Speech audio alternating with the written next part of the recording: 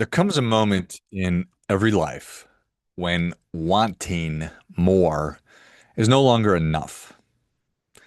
When the stories that we've been telling ourselves, they just don't fit anymore. When comfort starts to move away from just being comfortable and it starts feeling more like a cage, like you're trapped in it. And that voice inside of you finally starts to speak up a little bit.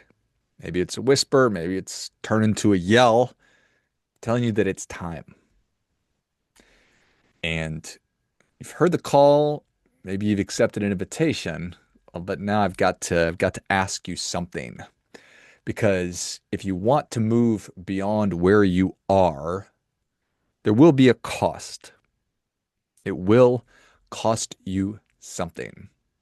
That cost, it's not a monetary cost. You don't need to ante up anything. You don't need to come with a check. It doesn't even require that you be talented. Certainly has nothing to do with luck. It's going to be a lot deeper than any of those things. And it may just be required that you're going to have to let go of who you actually are. You'll have to let go of the version of you that needed to be liked, that version of you that needed control, the version of you that mistook safety for peace, that thought growth could happen without sacrifice, without investment. Because to change your life, it requires that you think differently. It requires that you live differently. You must learn to see your problems not as some kind of punishment, but as an invitation to grow stronger. Napoleon Hill famously said that every adversity carries with it the seed of an equivalent or greater benefit. And that's what this is speaking to. You have to stop waiting for permission. You have to start practicing responsibility. We have to stop chasing certainty and start cultivating curiosity. Ayn Rand famously said, the question is not who will let me, it's who will stop me. I want certainty. Our bodies crave certainty. Our whole being craves certainty because certainty, it keeps us alive. We dislike uncertainty of not knowing because that means we're in danger potentially. And whenever you move away from doing what you've always done, your body's going to start sending up alarm bells or red flags and saying, what are you doing? Let's stay right where we are. We were safe. We were comfortable. But that's what this is all about, is recognizing that you are not safe. You are not comfortable. You are confined. You are a captive of those things. So when you start cultivating a different level of curiosity, what is that going to teach you? Not, why is this happening to me? We need, we need to learn to sit with discomfort, to recognize pain is not the enemy.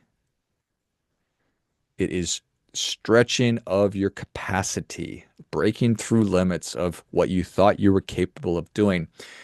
And that discomfort, that pain, it's proof that you are not only alive, but that you are also becoming. If you've ever lifted a weight before, hard to lift it, the next day it's going to hurt. And that is evidence of progress. That is evidence of strength happening. That is evidence of good things coming your way. So it's going to hurt. There's no doubt about it. You will lose parts of your identity. That will be uncomfortable. You'll shed relationships that no longer fit you. That will also be uncomfortable. You'll walk through loneliness, and that will feel like loss. We're constantly changing. Change is constantly happening all the time. I'm getting older. You're getting older. Children appear. They move out. You change your preferences. You change who you are all the time. I'm advocating that you become intentional about the kind of change that you're experiencing. I'm advocating that you not simply be carried along by the currents of life, as way too many of us are, and that you lean into the pain. Remember that loneliness that you feel between those changes, between the chapters of your life, it's not emptiness. It's just the silence between acts. It's the ground being tilled so that something new can grow, so that you can start to flourish. So we must move beyond our current understanding. We must start practicing new behaviors. We have to pause before we react. We have to start telling the truth, especially to ourselves. We need to do small things with consistency instead of chasing big things with emotion. Isn't that the truth?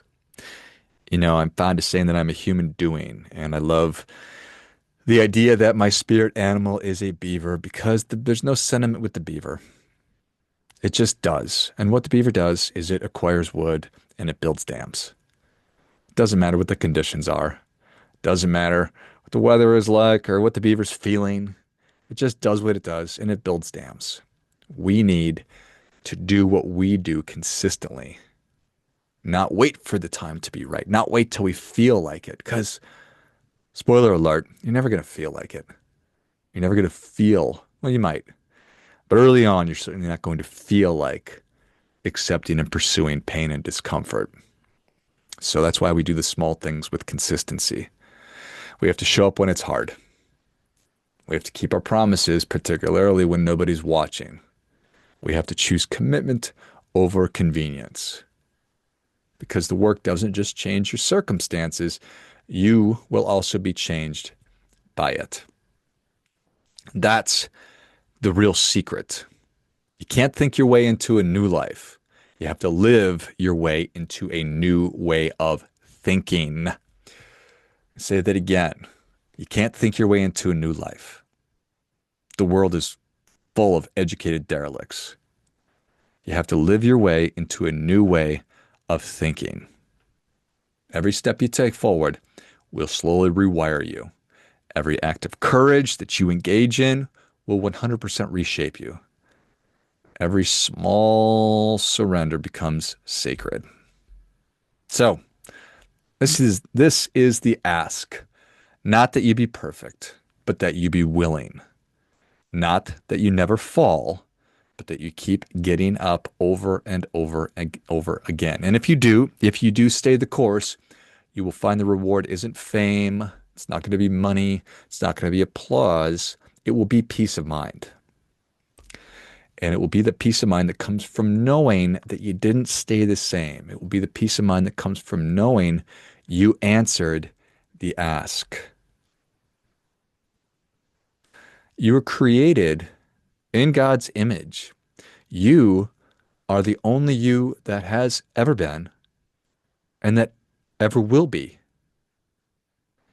And I believe that it is a responsibility of ours to pursue our greatest potential.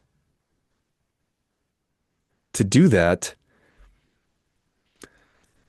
requires everything that I've been talking about today. It requires courage. It requires constancy. It requires consistency. It requires grit. And you will acquire all of those things when you start doing. Share that Rand quote again, Ayn Rand quote again. The question is not who will let me. The question is who will stop me. Nothing can stop you. Once you make up your mind, you decide this is what matters. I understand that this is what must be done in service of what matters. And now I will do it. And it doesn't matter how I'm going to feel about it because I do it. I execute. I do my part by doing my best.